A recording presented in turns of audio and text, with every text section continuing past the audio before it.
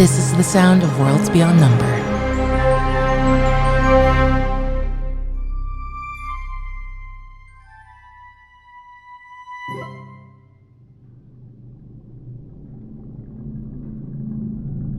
A hazy horizon of light creeps into your mind.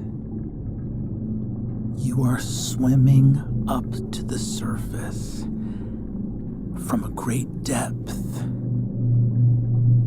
Shapes doubled come together, swimming back out of focus. Is this reality? No. It is the confusion of arriving at consciousness from deep and arcane slumber. The shapes that come to you do not come to you in the order of their importance or urgency, not their danger, nor their significance in the magic that now surrounds you. A sputtering tallow candle rendered from the fat of some dead animal. A boot pointed perpendicular to you in conversation with another boot below itself. Robes in conversation with other robes. No. Two wizards, their faces still hazy and obscured. There's a pig looking up to the sky as if in prayer. No, not in prayer. A hook under its chin holds its dead carcass aloft. Ame, you can't move, and you can't speak. You are in something like child's pose. Your knees together, touching the ground, your palms on the ground.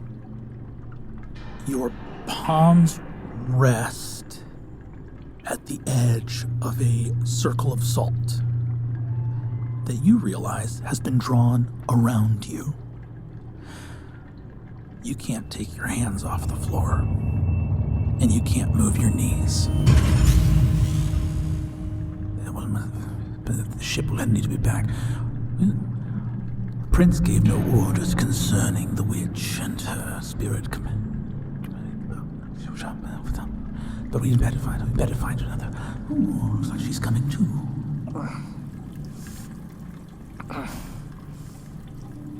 Good evening, witch of the world's heart. You may find yourself having trouble speaking, but that's all right. And you see the wizard Keen ceases to move his mouth as you hear his thoughts in your mind. We can speak to each other more plainly here. Your words can come directly from the heart, as opposed to having to trouble with speaking with that mouth of yours. Better left sealed, I think. And you can feel that there is a sour strip of parchment pressed between your lips that are just as sealed as if by the weight of 1,000 stones as your palms are to the floor. Where's my fox? Your fox? Oh. And you see that there is a sack hanging from one of the hooks. He hasn't moved in a while, but the spell should have worn off by now. Perhaps he's sleeping. Inside check.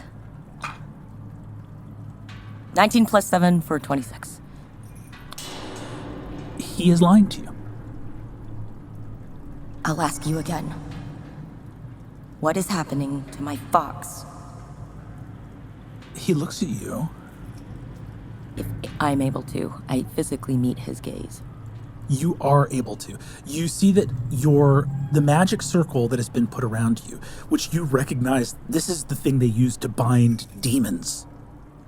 Your palms may not move from the ground, and you cannot move your fingers, your knees and the tops of your feet likewise are rooted to the floor. So you basically have the choice to either rest sitting on your heels, sort of prostrate in the middle of the circle, which is not altogether uncomfortable, but will become, maddeningly uncomfortable over time. But you can move up sort of into a tabletop position. You could if you wanted to. But more importantly, you have the ability to crane your head up and meet his gaze directly. He is crouching at the outside of the circle to be about at your height. Well, you're certainly very perceptive. You see that he goes over, takes the sack off the hook. You see that something scurries inside of the sack, and he wheels it over his head and smashes it against a butcher block and kills something in the sack. Tosses it off to the side. I was planning to have a little bit more fun with that. Seems you're a little too perceptive. Yes, I think you'll find I'm a little less easily rattled than the other prisoners you take, the other political prisoners, the other people, the other bait. You see that he looks at you and says, "What is the Coven of Elders?" It is a group of women who gather to make very important decisions. Such as? Well, they decided to keep me as a member of their circle this time. But you didn't answer my question. Where is my fox and my friends? He snaps his finger, and you see that one of the other two guild mages walks over, and you see that the fox is hanging limp, unconscious. One of the guild mages begins to draw a rune. It has this sort of small silver decanter of salt, begins to draw a glyph on the ground.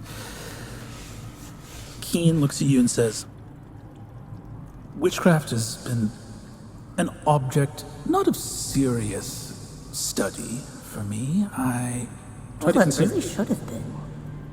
I have a cursory knowledge, but in my estimation, a cursory knowledge of witchcraft is sufficient to counteract it. For example, I'm given to believe that I cannot cause you nor your familiar direct harm. Is that correct? Without suffering some sort of consequence. That's what the legends say. I understand. Direct harm is such a fascinating concept. It seems very rooted in a kind of cultural understanding. I wonder if you wouldn't mind helping me with an experiment. You see one of the wizards takes a small perfume bottle, sprays it on the fox, who sneezes and begins to come to, as the other one finishes drawing a beautiful double bar, double fleur-de-lis, kind of like runic shape with a couple of dots and lines through it. It looks like a small sort of threshold rune, and you see that as that wizard finishes that, the wizard Keen looks to the fox, who's like groggy and coming to, and says, "Animal, it's my understanding that you speak Imperial. Your mistress before you is sealed in a magic circle, the magic of which is quite simple. The salt need only be disturbed to break the spell." And you see the fox goes, "Fuck you!" and leaps forward as fast as possible, leaps over the threshold, and yips and begins to convulse and froth at the mouth in front of the rune. And you see that Keen looks at the twitching fox on the ground, who is clearly writhing, his eyes bulging out of his head in pain. And you see that Keen sort of looks at the palms of his hands, looks at the back of them. Indirect harm doesn't seem to produce any meaningful results. Fascinating. I reach for the fox in my mind. Fox! Fox! All you can hear are screams.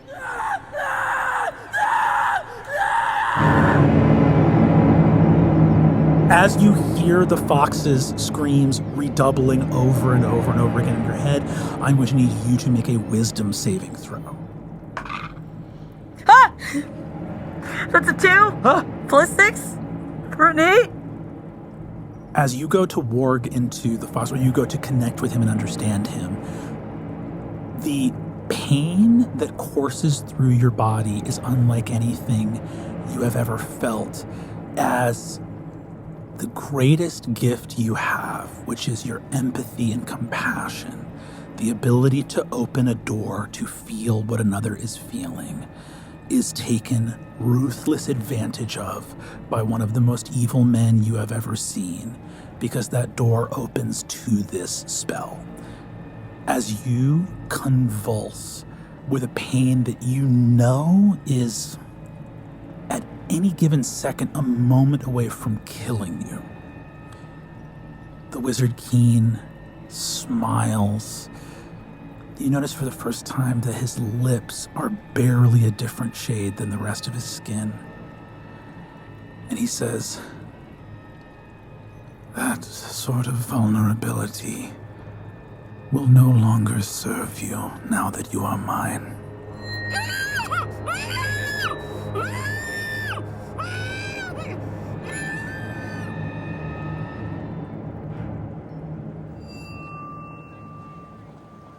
Ursulon, you and Vandal are perched up in an alleyway. At the far end, closer to the harbor, there is a hitching post where the 3 horses are hitched up. Looking at the butcher shop, what is Ursulon doing and thinking in this moment? Ursulon stands, I think, having raised his hood, and is, I think, even in examining himself, struck by this sense of calm that comes over him. There is potential that this is a trap, that the desire is for Ursulon to charge in and save his friend and thereby, in fact, endanger them. That Ursulon is able to kind of ground himself in. And I think feeling that same white, clear sense of purpose from his chest down to his toes, he feels anchored as he leans against the wall of one of the buildings and watches. Give me a perception check with advantage. 21. Wagon wheels turning, hooves, people chatting hurriedly and in hushed tones, a city burgeoning with soldiers, preparing in 4 days' time to have the infantry arrive from Bracken. They are getting ready for the push south, 25 miles from here to 12 Brooks. You are 8 miles from enemy lines. This is the last big settlement before the forces of Gauthmai. On that 21, underneath all of that, you hear a muffled scream. Vandal, I need you to locate the cellar door. And let me know if anyone is guarding it. Gone for a few minutes. Comes back. Back behind this one, but there's no alley. You have to sneak in through one of the other buildings to get back there into the courtyard. No one's guarding it. All right, let's move. Hell yes. You begin to move. Go ahead and give me stealth. With advantage? With advantages, you have your boots. Good Elias boots. Good boots. 21 again. A shadow. You move through these streets, your glamour up. You are powerful in a way that you were not before the Conclave, before Halaker Forest. You feel your breath within and around you. Your glamour has always been your ability to look human, but it's actually a more nuanced tool than that. It is an appearance of humanhood, but you can hold that. You can hold that breath in a way that encourages people, ever so softly, to notice you because you are beautiful beyond measure, to not notice you because you seem to be as though you were any man walking down the street, and reaching into that energy of, I'm any man.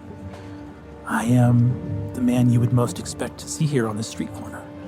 You move through shadow around, and you do see that this is towards the city center, meaning there are sort of shops and sort of flats and townhomes above those shops in a city block of buildings that you know has a courtyard in the center, but no alleyway connecting them. Meaning to get to that cellar door in the back, you would have to go through some other building or scale and like climb over a 3-story building. What does Ursulon do? Moving on what Vandal is reported, I think Ursulon is moving with the idea that he's going to go through whatever establishment, hoping it's perhaps not a home, but some kind of shop. Yeah. But whatever that is, I think, yes, it's currently the plan is not to scale anything. Give me investigation, or you can give me a little persuasion if you like. I will give you persuasion. Great. And Vandal will give you advantage on this check. Thank you. Wow, so this is what it's like having a familiar? You need a little guy? Gotta get you a little guy. No. 17. Okay. You get around the block, and you see that there is a small cheesemonger's store. You see that there are some large wheels of cheese here. The place looks pretty sparse, and you see is filled with actually a couple of aides de camp. There are Imperial soldiers here that are buying out rations and supplies. There's an Imperial wagon out in the front of people just rolling big wheels of cheese out. And it looks like a very happy... it looks like an older woman and her wife are running the store, just very happy to be kind of selling out the shop. And you see as you walk in, she goes, hello, dearie. We'll just be maybe 10 minutes, but there should be...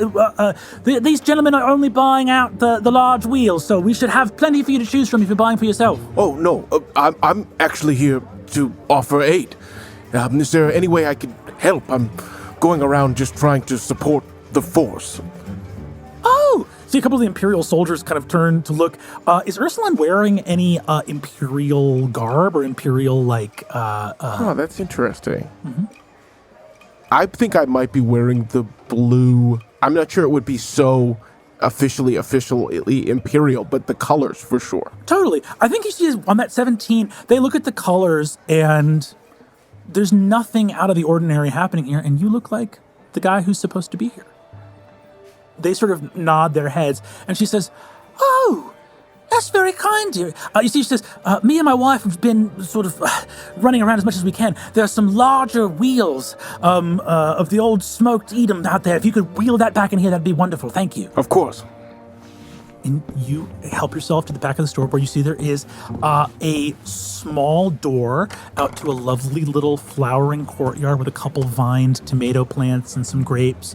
But more importantly, an open cellar that you can see goes down to a cool basement with big wooden shelves covered in wax paper with big wheels of cheese. But the courtyard. I think I proceed quickly through the courtyard. Incredible. You arrive at the back door of the butcher's shop, and you can see here that there is like a slick of water near the door where probably like a block of ice was brought down. Like ships come down from the Saluhi Taiga with ice to sell along the river for places just like this. So there's, it's going to be freezing cold down there, and you can hear the noise inside. Ame, in the unrelenting, ever-cresting wave of pain, in that way that when you're feeling pain, you wait for the wave to subside to give you a moment of respite, and this feels like it just keeps increasing. It almost feels like if you had fallen onto something sharp, that you would at least be able to have the impact stop and you would just have the cuts you had. This is like you've fallen and your palms are on spikes that you are slowly moving further and further down as it continues. It can't stop getting worse. you hear a voice in your head, and to the degree that you can't even speak or respond, you hear the Wizard Keen say, I need to be very clear that the best way for you to survive is to give me what I want. I understand your pride demands that you weather this interaction with your dignity. Dignity will not buy the skin off your face or the teeth from your jaw. What is the Coven of Elders, and what decisions do they make? Ame, tears streaming down her face, continues to scream both silently and in a muffled, strangled roar as she feels the fox. The fox is shrieking in pain. Go ahead and, as you feel the fox's pain, which is that empathy, that openness of your heart is how the spell got to you too. Give me, if you would be so kind, some kind of check here. Make an insight, make whatever you want to do in this moment. What are you attempting to do? Are you attempting to reach out to the fox in this moment? Yes. Okay, gotcha. And even though I cannot speak or move, I push a bit of my magic into him. Through our connection, I burn a level 1 spell slot in order to make sure that he is healthy and alive. You bring your fox back with that spell slot so that he is not unconscious. You see his eyes. Oh, but he's still shuddering under the pain. He looks at you, writhing on the ground, and this would be the moment for him to say something in your mind, something funny and charming to make it seem like it's gonna all be okay. But he's an animal, and you told him to go under that tarp. And he and you are probably gonna die here in a hole. I think in this moment, I'm gonna ask you to make an insight check. 15. Keen in your mind goes, Oh, no, don't go down your little hole, my sweet fox. Don't go, and you get to memories. There are memories here, and you can see that Keen, like he's got an arcane hand on the back of your neck, pushes you towards your most painful memories. The most recent one that comes up right away is Suvi asking you not to go to that shrine.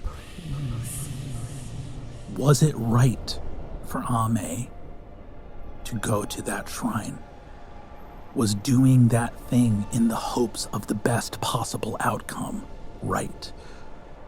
And will it still be right if the fox watches this man peel the skin off your face and knock the teeth out of your jaw?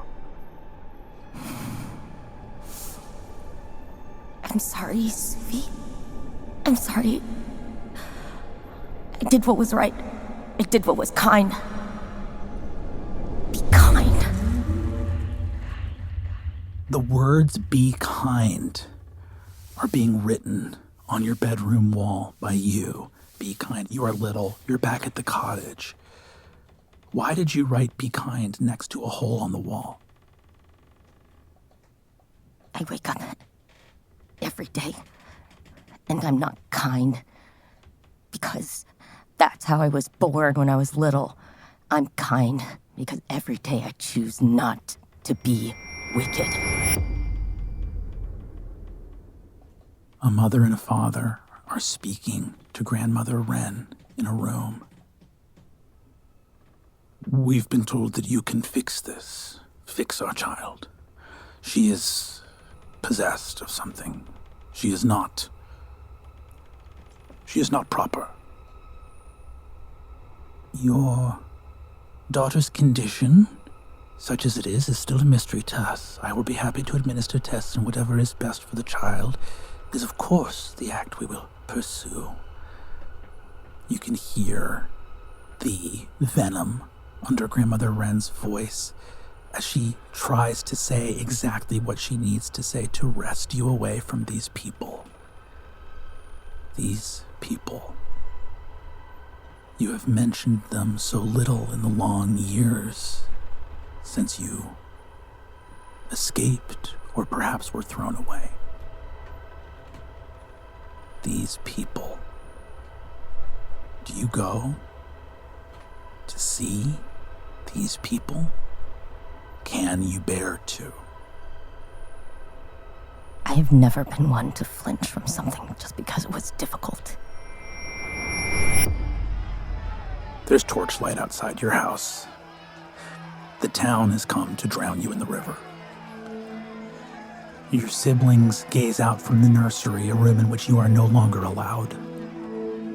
Your mother and father are outside explaining that they will take you somewhere where you can be fixed. They apologize to their neighbors for the unruliness of a child who bridges the gap between spirits of chaos, rudeness, mischief. Things have not been the same in town since you aged out of your infancy. A child of 5 years should know better. Do you think the villagers are going to get their way, or do you think your parents will be able to persuade them? I didn't mean to. I was a child. I suppose at least they loved me enough to save my life. Something behind you or within you snarls.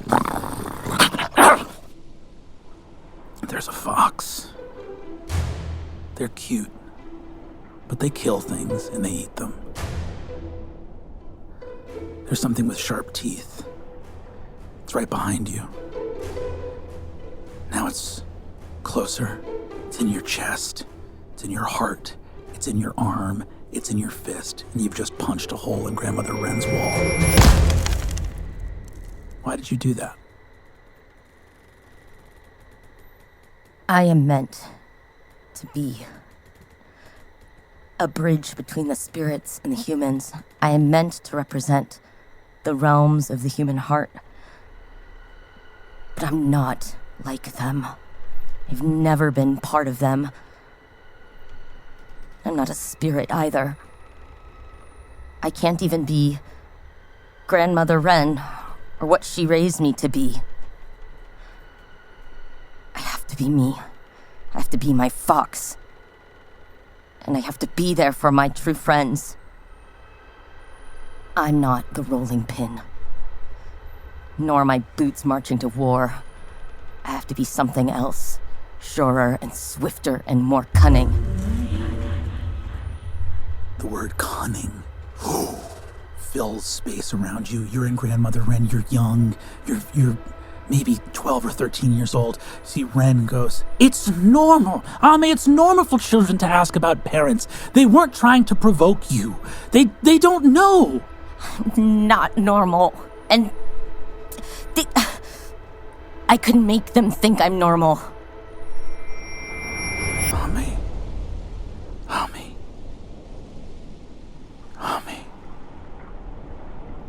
There's a rooster made of light fading away. You hear Wren's voice. "It can't be me.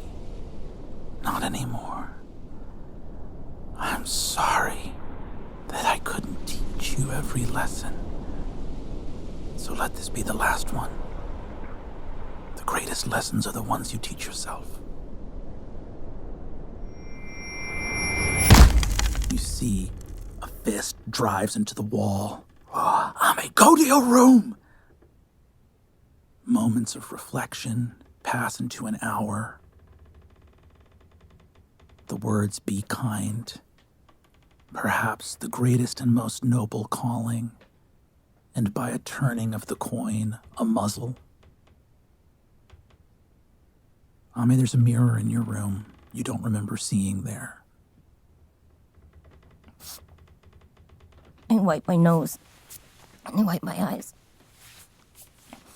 And pull myself up to look.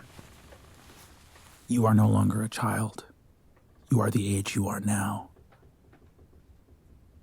Standing tall on hind legs, robes of white and red matching the color of her fur, is a fox spirit, beautiful and tall.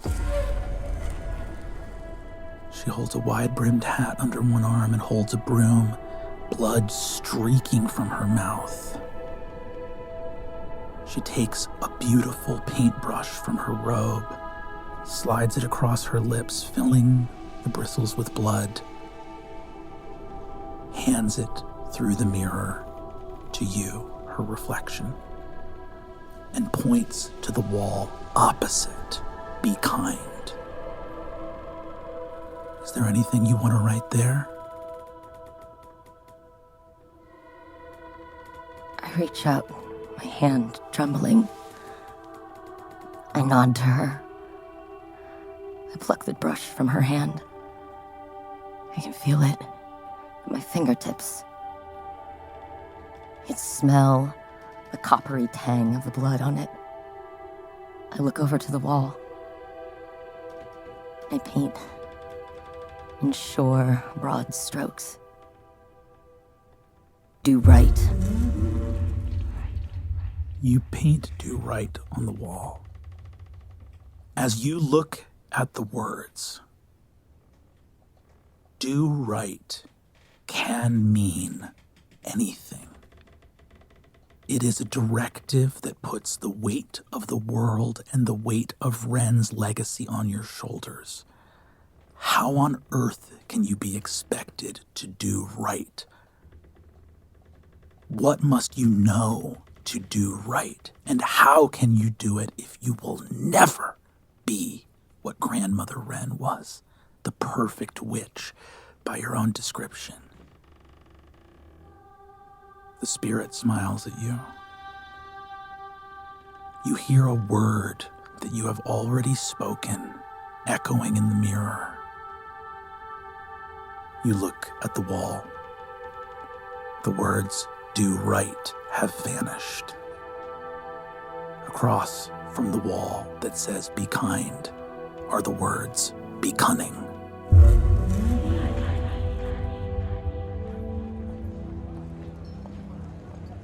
Ursulon, we are going to move to you in this moment in the courtyard. I think continuing to move stealthily down into the butcher shop, but also taking a moment to look to Vandal. Vandal, I hope this question is not rude. What can you do? Piss. Understood. Stay behind me and stay quiet. You stealthily begin. So first of all, the door is closed back here. If you're going to open it, you're going to do so with disadvantage. So it's going to be a straight roll. To open it stealthily? To open the cellar door stealthily. Okay. Yes. Or you can just fling it open, but it's up to you. We'll go stealthily. We'll go flat. Okay, give me a flat roll. 17. 17. You open the door, hearing muffled screams. Someone screaming into a closed mouth. I think Ursulon feels himself again. Heat, molten red, wanting to move. And somewhere in the back of his mind, he hears Suvi's voice say, "Slow is smooth, and smooth is fast." He's going to continue to move stealthily and confidently forward. You move to the bottom of the steps, where you see the scene as I have described it unfolding. You are unseen and within 20 feet of the Wizard Keen, 2 guild mages of the Glass Coronet, Ame and the Fox.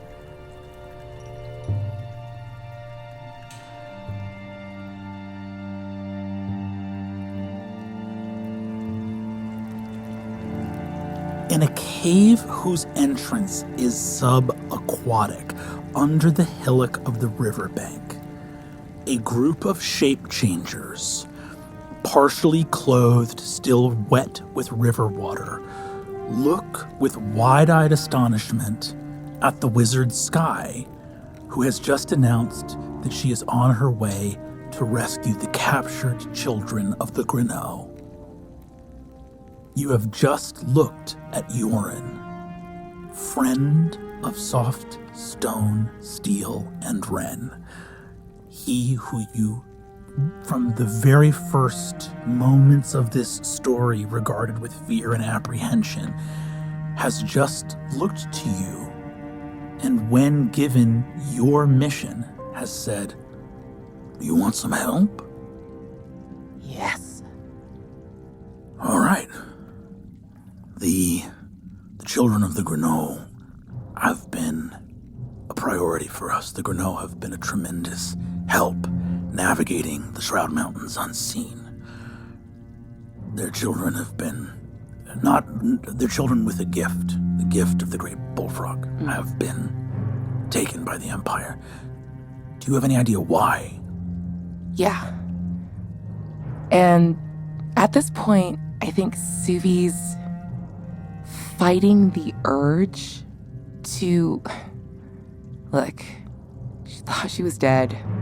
She's waterlogged and confused and reeling and can feel that little bit of her that wants to, float back and dissociate away.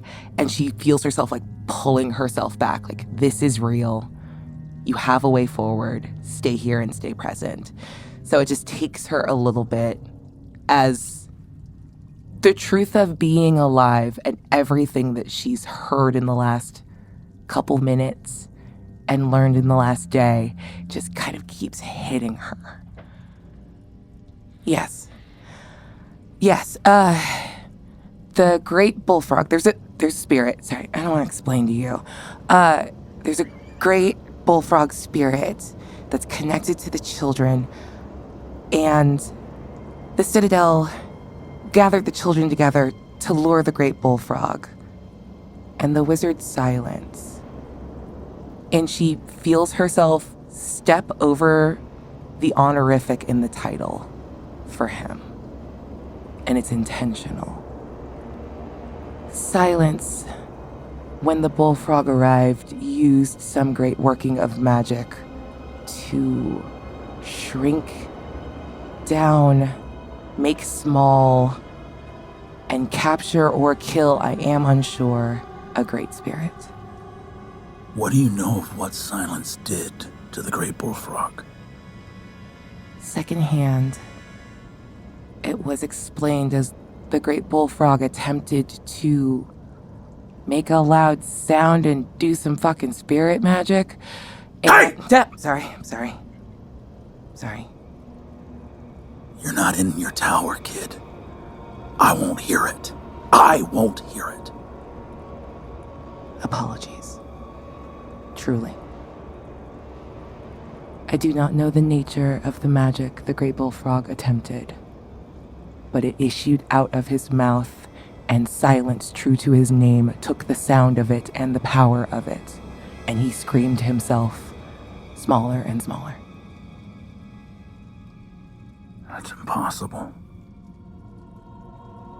I know you speak the truth. I say it as a prayer more than a fact. That's impossible. I don't know how that can be. In all of the realm of spirits, the taking of a great spirit to the doors of death, to capture and destruction, has been accomplished by other great spirits. And a bunch of little nerds in a tower, who I believe have been working on this for quite a while. I saw a failed attempt earlier in Port Talon. They attempted to pin Naram beneath a derrick outside of a calm. He was ultimately freed. Naram. The Citadel is discovering, in its race for knowledge, its capacity to kick out the foundations of the world. I pray that you have heard false, because if you have not, the horror that is meant not by the action you describe, but by the events that will follow from it, is beyond my ability to convey in gravity and horror. Suvi looks down at her half-eaten second bread. You're gonna want to take a bite, because I'm not wrong. All right. You were captured. You were captured by this glass coronet and these Imperial soldiers. You're being dragged back to Bracken. Yes. We've been going after the glass coronet for a while. They were part of us trying to track down the Grenaud children. They're involved in some other things here in the mountains. Like what? Take me out to dinner and I'll tell you. Okay. I did just hand you bread, and I feel like that counts. He looks and says, you were going by yourself? To go get these kids? No, I have friends. Congrats. Okay. All right. You've gotten mouthy. You get to yell at me one time, and you already did it. The Witch of the World's Heart. Ren's apprentice is now the holder of her seat. Oh. Okay. I know I didn't like you very much as a child because you were very scary and didn't know how to speak to small children because you're very gravelly. But I do remember one game we used to play. Whenever you had to watch me, and you would give me a task, and I could ask you questions while I was doing a task. Yeah. So we're going to do that now. All right. But I need a knife. A metal one? Just hard, pointy. He grows his bottom canine out and pulls it out and hands it to you. What the fuck? He's so hot! That was incredibly cool. Okay. And Suvi takes it in her right hand and slices her palm open, and is going to start beginning to make a blood sigil to ritually cast Identify, and is going to start pointing at the other shape changers in the room. Bring me anything off of those corpses that looks like they're worth anything. Of the assorted things in the room, each of these glass coronet mages has 2 vials of that white dispelling agent. So you can add 2 more of those to your inventory. The Imperial soldiers and the glass coronet have some soldiers' rings on them, but you know the deal with those soldiers' rings. Yeah. That they're not actually pretty healthy. Yeah. The bric-a-brac here is sort of sub-issue of what your gear is, with the exception of 2 massive bound spell books of the glass coronet, brimming with knowledge. These guild mages, though not named to the Citadel, looked experienced. These guys looked like heavy hitters that happened to be dragged into the river and killed by shape changers, but if they had not been suddenly unable to use verbal components because they were drowning, may have been fierce combatants indeed. Suvi is doing the job of explaining what she already knows and re-identifying things and double-checking and putting them in piles and organizing them specifically to give back to Urson and his group. And when the spell books drop, she stops casting and looks up and looks at Urson specifically. These are mine. You got it. We need a night's rest. We've been going hard. We should probably change into whatever shapes we want to use as soon as we're done resting so that we can get a move on. Yeah. Hold on. Question time. I'm doing my task. I ask my questions. Yeah. 1. Why does your blood smell so bad? Spirits, sorcerers, wizards expect my tradition to be predictable. I made a deal with some spirits that I would wield weapons capable of making me fearsome even to those I aspire to protect. The bone ones kill wizards just fine, if that answers your question. Yes, but subheading. My friend, Ame, the Witch of the World's Heart, had a curse on her, and when we broke it, it smelled like your blood. Huh? Do you know anything that happens to me? I feel like every time I come to you with like, this thing I know to be true about the world, and you're like, I don't know anything about that. I need better answers from you. Do I know anything about you? Nah, not really. Alright. Was I supposed to? What would I have won if I did? Fine. Other questions. The last night, we were all together. Ruve attacked the Citadel. Why were we running from the Citadel, and what was chasing us? The Citadel. The attack from Ruve was, to my knowledge, coincidence. Oh, there's space in between coincidence and cause. Do you understand? Events throughout the Citadel had been ramping up. The Ruve attacking was part of that, and us discovering that the League of Whispers was known by the Citadel was also a part of that, but they were not in and of themselves directly causal. When there's a shitstorm, there's a lot of shit flying everywhere, you understand? Yeah. You don't have to ask the part about do I understand. I fucking understand. I'm incredibly smart. Congrats. Thank you. When Ruve attacked, the flight was sudden. It was impulse. We had been given leave, that everything was forgiven. The Acadator had been pardoned. The extra-legal activities were seen to be within wanting the best for the Citadel, and so basically... You were caught. When you go to the judge and say, we got the bad guys, and the judge said, Okay. Those aren't the bad Got guys, it. and then kind of kindly says, neither are you, it left everyone with a feeling of paranoia. And Soft and Stone didn't believe that it was genuine. Soft and Stone did not believe that their pardon was genuine. Gotcha. They thought that the walls were closing in.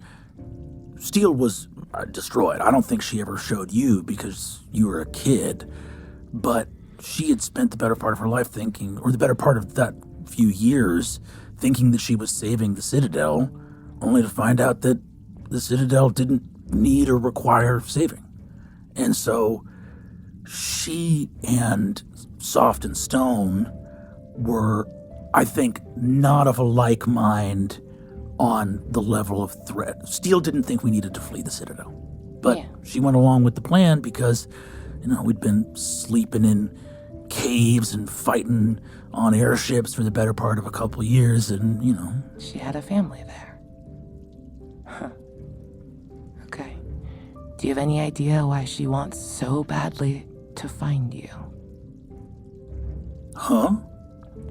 Okay. Well, I know why she wants to find me. She probably wants to kill me. Well, yeah. I'm an enemy of the Citadel. We were only you have to understand, we were only working together. Why were you working together? How did you know my dad? I met your father when he was exploring parts of the Near Spirit in Gauthmai, working for the Citadel. He was an enemy of the sorcerers. I was an enemy of the sorcerers. We were useful to each other. And over the course of being useful to each other, I eventually came to... Oh, that was a big sigh. When he and Stone told me that they wanted a Gauthmai where shape changers could be free, I believed them. And I know that they were probably trained to say that, but it didn't seem like training. Now, was it to their advantage to to oppose the houses of Gauthmai, yeah, but the houses of Gauthmai are fucking evil to the bone. But you're working with them now? Yeah, because the Citadel's evil to the bone. Okay, well. I don't know. Trying to find some friends that aren't evil to the bone. Hey, you got me. I'll take it.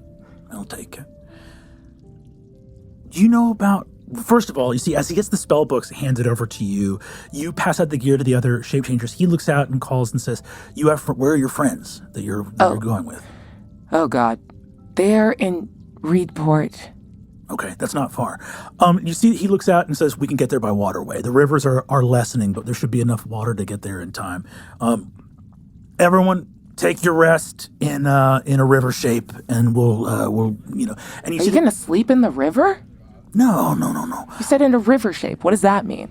You see that people change into large constrictors, crocodiles, and a few different kind of amphibious but still very aquatic creatures that they can rest in, and you see have another shape left for them the next morning after they're done resting. Okay, before all of you, did any of you have healing? I did cut my hand. Urson takes your hand and kisses his thumb, drags it across the cut, and it's healed. That's really sweet of you. Hold on, one more question. I saw a shape changer with a bunch of tattoos on him. Is that a thing, or is it just cool looking? How does your magic work? How does our magic work? Yeah. Well, it's not spell casting, so that's nice. What do you mean it's nice? Spells are great. No, I mean, it's hard for the Citadel to mess with it. Okay. I'm not asking as a Citadel wizard. It's a gift. And I mean that to say, you knew Grandmother Wren, who, by the way, I'm sorry to hear that she has passed. She was always a very kind woman. And always tried to do the right thing, even though she was very forgiving and prone to kindness and delay. And when it came down to it, she was a part of the Acaditor until she wasn't. By which I mean to say that as things got fast and furious, her attention went elsewhere. And I think that she probably knew before any of the rest of us what the answer was going to be and kind of let us hit the wall. She advised us to probably move on to other things after a while. But regardless, the thing I would say to you about witches is witches serve as a bridge between the spirit and the mortal world. As a bridge, as a way of mediating between the two. Mm-hmm. And my tradition is that bridge existed before the world of mortals did.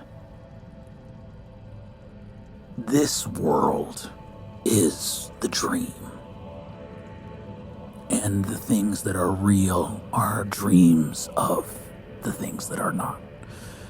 And when you realize that we have come here to live a life in a world of stone and blood, coming from a world where the sun never sets if it doesn't choose to, that occasionally you can wake up and remember that you're dreaming. And you see here, he says, remember that you're dreaming. His hand turns into a claw and a wing, and he bows his head, and it is the beak of an enormous eagle, and he looks up and you see the kind eyes of an enormous wolf, and he changes back into himself. This world has a hard time holding the things that are really true. But I don't often have a chance to talk about my beliefs these days. I spend more time fighting for them than I do believing them. That's good. That was... Yeah, okay. Thank you. That ring on your hand is a snitch. I know. You know about your dads, about Softs. He and Stone both did a thing so it couldn't snitch on him. Yeah. And she picks up one of the matchsticks, breaks it over her knee, and then mends it back together with her mother's mending, dropping the, null clef. Hell yeah. You make your own broken war staff and mend it such that the Citadel cannot sense it. As you do so, the sapphire pendant around your neck glows, and the wooden staff seals with a seal of pure sapphire gemstone that binds the halves of the war staff together. Oh, that's fun. All right. You're not allowed to judge me because I know you feel the way you feel about this. I also feel that way about the Citadel. Magic is much, much cooler than they taught us there.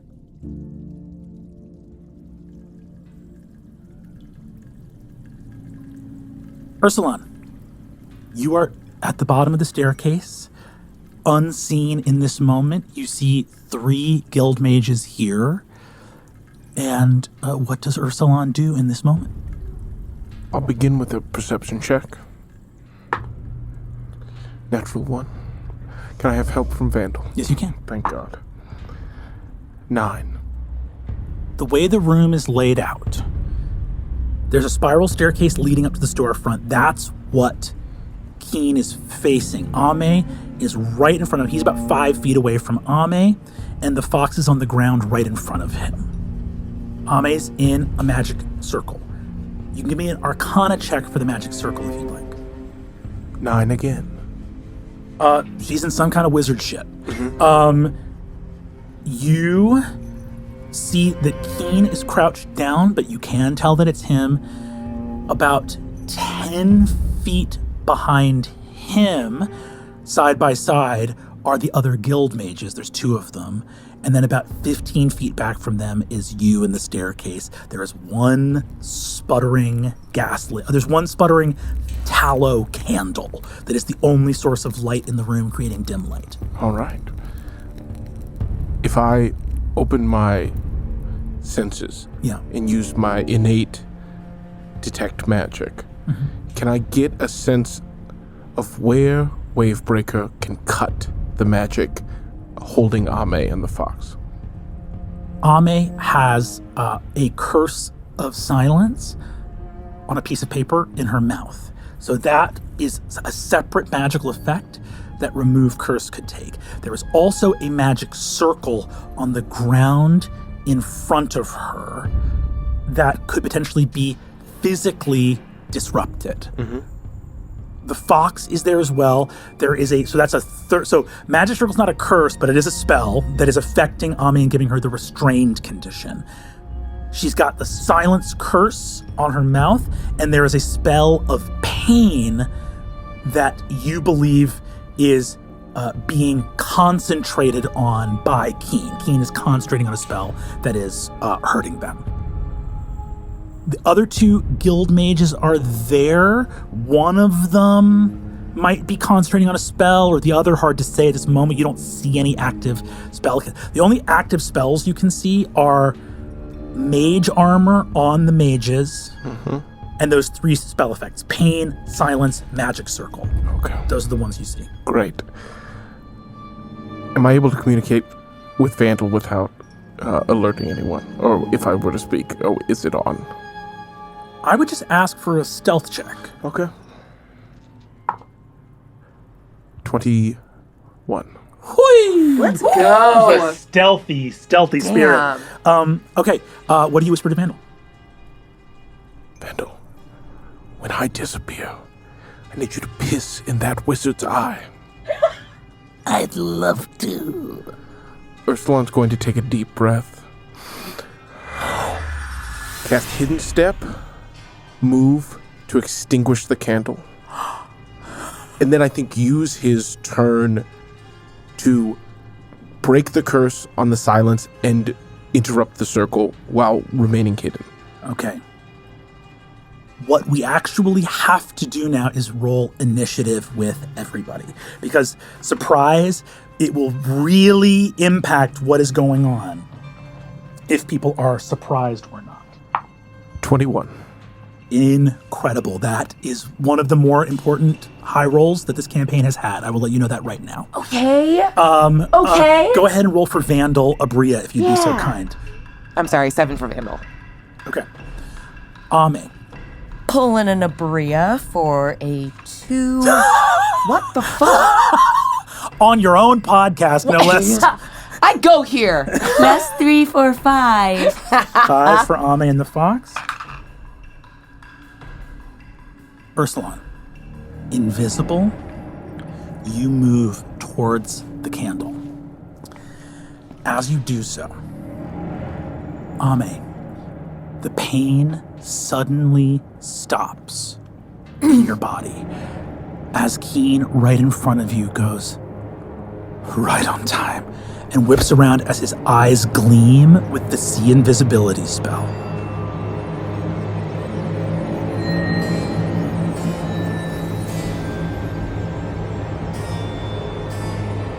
Ursulon, you surge forward into the room, halfway towards the candle. You are just beyond an arm's reach of the candle as Keen turns around and says, "Hello, Spirit," reaches out, and you see glass, tattered fabric, translucent and ghostly, explode from his hands towards Ursulon. And you feel this thing tighten around your body. These bindings grapple you.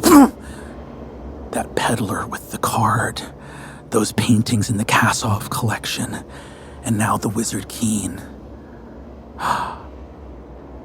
Which, your friend has come to join you, and now he's mine as well. He opens his satchel, and you see begins to take out a fine net of gold chain, a physical object. Ever since I saw you in that beer garden, I just knew that I needed to have you. And Ursulon, you look and see Ame. Ame, what do your eyes? You are no longer in pain, but you are still muffled. And we're also, by the way, still in initiative order here. Mm-hmm. But there's a moment where your eyes connect with Ursulon's. What does he see in your eyes? He sees tears streaming down my face from pain. He sees the glaze of a return to consciousness, but there's also a gleam in it. Something perhaps he might remember from childhood. My eyes dart over to Keen. He has made the mistake of crossing a witch, doing a terrible injury to her and those she cares about. And so I activate my retributive curse of vengeful gleam, and he is wreathed in an orange glowing foxfire. You see he yelps out in a momentary panic as he sees this thing surrounding him, wheels around in Ame and says, "I'll deal with you soon enough." He turns to you, Ursulon. Ursulon, the Kasov collection, the peddler's card. You, Oscar, the ogre in the night, being consumed by Badze, you feel Halaker Forest breath, your breath behind you, Keen in front of you. It is your turn. What would you like to do? I think in this moment, we'll use Dispel Magic then. I think Ursulon loses himself to fear. It's flashes of trapped, bound, that feeling of not wanting to breathe for fear of being discovered. Feeling that panic, Ursulon is going to send that intention into Wavebreaker and bring the sword up to cut the binds. All right, you're going to go ahead and roll with this. You're going to add a +5. You need a 10 or higher on the die. 18. Woo, baby! Let's go! Ursulon, bound by glass, you reach to the spirit of the Wave Lord. His sword leaps to your hand and glass shatters. As the blade breaks through, that is your action, but you drop to your feet right within arm's reach of the candle. I will use my other hand to extinguish it. Object interaction, you smash the tallow down, boom, and the room is pitch black except for a brightly glowing cane. You have movement, and you are in a butcher's shop in complete dark in about a 30 by 30 space. Great, I'll move and use, if you'll allow it, just use my foot to scuff the circle.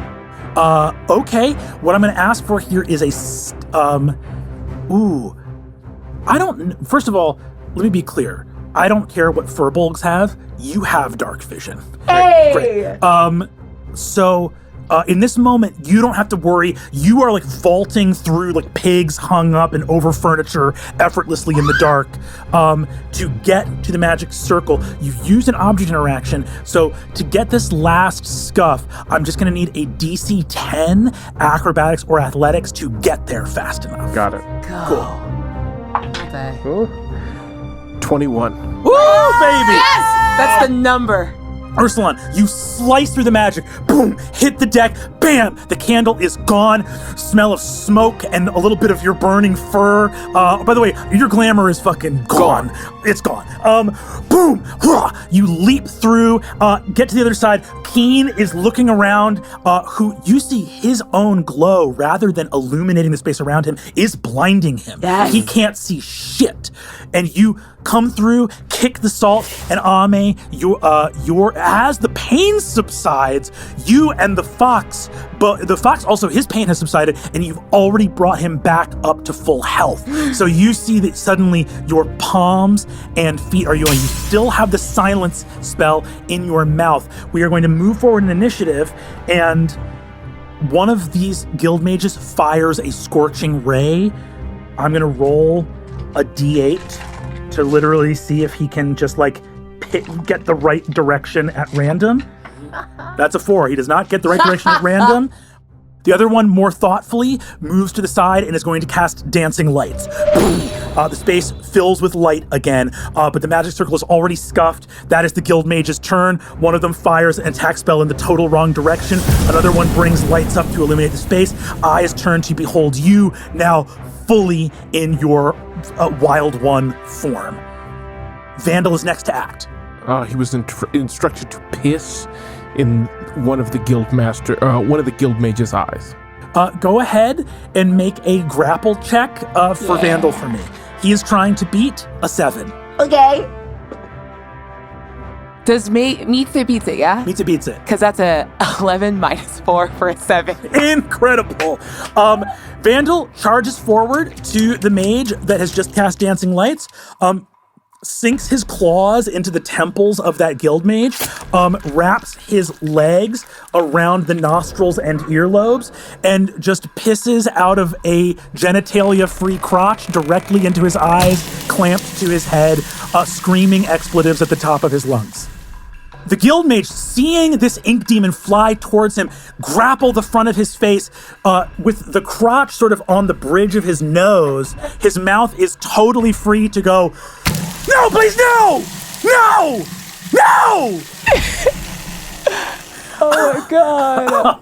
That, Ame and the fox, that is your turn. So Ame, freed from her physical bonds, leaps up, realizes she can't speak and cannot cast a spell, and immediately leaps onto Guild Mage Keen. Give me a grapple check with advantage. Fucking hit that nerd, dude. You are trying to beat an 8. This is not a strong guy. Oh my god, really? That's a 12. That's a 12. You're trying to beat an 8. So, Farm Girl, you get out of this magic circle. This guy's like, you are mine. And you get your shoulder under his solar plexus, take him up off the ground, crash into a table, straddle him, get an arm behind his back. And the fox is going to rush over, and on a 17 is going to rush over, and you see the fox jams his paw all the way into Keen's mouth and leaves it there. Okay, the wizard Keen is going to go. What does he have? Any spells that don't have verbal components? There are like 20. He has no spells. The only spell that he has that is somatic components only is Counterspell, which is not going to help him with a fox jamming upon his mouth or a witch straddling him and pushing him into the ground and putting his arm behind his back. So the wizard Keen is going to use his action to attempt to break the grapple. He's going to get a free bite on the fox's paw. The fox takes 2 points of damage as Keen bites down on his paw. How many hit points does the fox have? Oh, equal to my witch level, which is, we're level 4. Level 4? Yeah. Okay, so the fox takes 2 hit points of damage and is still up. He goes, as Keen bites down into his paw. You hear one of his little tiny fox bones crack as the fox keeps his paw in there, snarling and biting. He's like, yeah, it's nice to be able to talk, right? He's going to make a grapple attempt against you, Ame. Rolls a 7 again. Go ahead and give me athletics with advantage. Dirty 20. Unbelievable. Let's go. Ursulon, that is your turn. I'm going to move to attack the unblinded guild mage. Go for it. 19 on the die, and we'll make it a divine smite. Let's do it. 19 points of damage. Ursulon, describe for me what it looks like as you kill one of the guild mages of the glass coronet. Ursulon takes his shield off of his back, stands to his full height, and simply walks over and stabs him deep into his chest and lifts him off the ground before throwing him off with his sword and turning to the one being pissed on. The impact of you ridding your sword of this troublesome corpse can be felt on the street outside. You did the blood flick on the sword, but it was a whole man on it. It was a whole man on it. God. There was a whole man on it. The guild mage, with Vandal grappled to his head, rather than waste his turn trying to dispense with a ink demon, feels that death stands before him in the guise of an eternal wild one, and is going to take his best shot. He reaches out his hands, muttering to himself, Kasar! Sahin! And fire erupts from him, the red of his robes. This fire emerges as though from a deep kiln of glass and sand. You can feel the heat of ancient coals burning. However, he cannot see, so he is going to roll with disadvantage each time. 16 would have hit, but a 10 does not. Neither of those would have hit, and that ends up being a natural 1. 17 would have hit, and another natural 1 does not. Ursulon, describe for me as these bolts of fire. Do these bolts of fire miss you, or do they simply have no effect as you approach? It's no effect. I think 2 go into the shield, and I think 1 breezes past Ursulon's neck, but fizzles. That is the guild mage's turn. Ame, that is you and the fox. Ame pulls out from a little stoppered bottle a handful of berries. She gives them to the fox. And this is not the Belladonna, Breath of Belladonna berries. It is a different handful of dried berries that carries that same spell. The fox grabs the berries and rushes over, and you see he bites the berries, and your fox leaps forward, the poison berries in his mouth, bites down on them, breathes out, and a blast of poison mist envelops the guild mage. And he's going to make a Constitution saving throw. I need you to roll 3d10 poison damage. 22. On a natural 3, this guild mage dies, just chokes, and falls dead on the ground. As he falls dead, the silence curse on you ends as he breaks concentration. The curse breaks in your mouth. Both guild mages lie dead. The fox takes 3 points of damage, goes to 0 hit points. Additionally, Vandal is a splatter of red ink on the ground. I burn through another level of magic and push healing points into the fox. As he collapses with the weight of the poison, he gets back up. Is that an action or a bonus action from Ame? It is, I believe, a bonus action. Bonus action, great. What is Ame's action? You now have the power of speech restored to you. Ame, pulling Keen's arm up tighter behind him, reaches around to his front with a witch's grasp. A spectral hand extends, writhing its fingers around his throat. The lights dim. The spectral grasp around his throat tightens, wreathed in foxfire. He struggles as it lifts him up off of the ground, levitating. You shouldn't have lied to me. Shrieks out again in pain. I am going to need a dexterity saving throw from Ame, who is right behind him. That's a 17 on the die. On a 17, you succeed on your save. You will take half damage of a full Imperial Lightning Bolt cast directly on you. You take 28 points of damage, halved to 14, minus 3. You take 11 points of damage from the full force of an minus upcast. 6. Huh? Minus 6. Oh, you take 10 points of damage from a 5th level lightning bolt, upcast lightning bolt. Keen, grappled by the witch's grasp, says, "Your witchcraft is nothing more than trickery. Feel the might of the Empire." You shouldn't underestimate trickery. As the lightning funnels into her chest, she is lit from underneath, her hair blowing out behind her, her face illuminated by the unnatural light of the lightning. Your robes swirl in darkness, and all around you in this space, Keen can see the eyes of foxes seeming to smile as if from a great distance at him. Ursulon, it is your turn. Bounding leap across the room to strike Keaton. You will make this roll with advantage. Total of 19. 19 is a hit. 19 points of damage.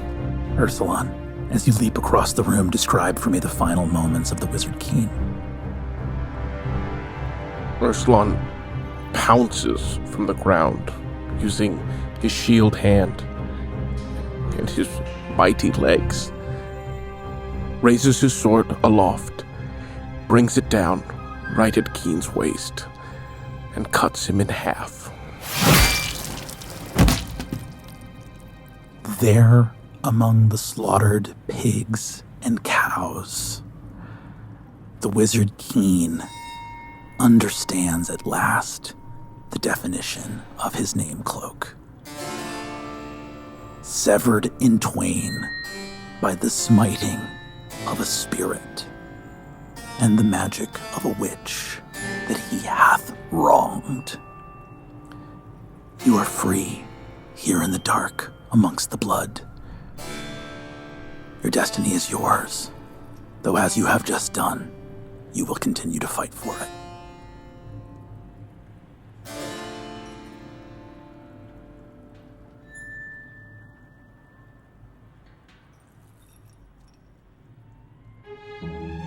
That was Lou Wilson as Ursulon, Erika Ishii as Ame, Aabria Iyengar as Suvi, and Brennan Lee Mulligan as everyone and everything else. Worlds Beyond Numbered is edited, designed, and scored by Taylor Moore at Fortunate Horse, with additional sound design from Michael Gelfi Studios. For even more like this, join us on our Patreon. We'll see you there.